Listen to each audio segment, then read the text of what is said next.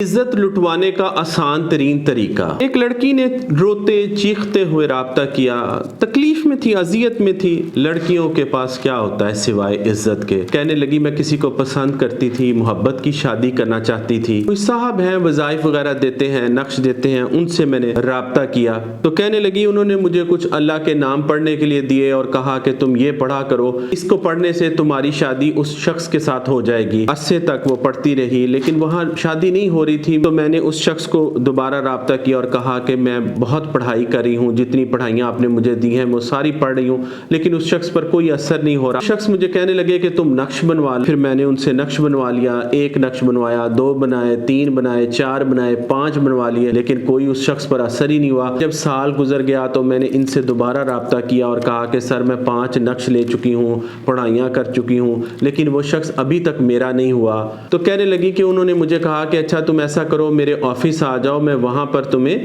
नक्श बनवा दूंगा। उन्होंने जो मुझे पता बताया था मैं उस पते पर पहुंच गई। घरों के दरमियान कोई घर था, ना बाहर बोर्ड, ना कोई ऑफिस का अता पता, ना कोई निशान। कहने लगी जब मैं अंदर गई, बैठने से पहले उन्होंने मुझे पानी पेश कर दिया। इनकार किया कि मुझे पानी की जरूरत नहीं है, आबे जमजम है, इससे इनकार नहीं करते। जाहिर है वो आबे जमजम तो नहीं था जिसे वो आबे जमजम कह रहे थे। मैंने वो पिया। कहने लगी जब मुझे होश आया तो मेरी इज्जत लुट चुकी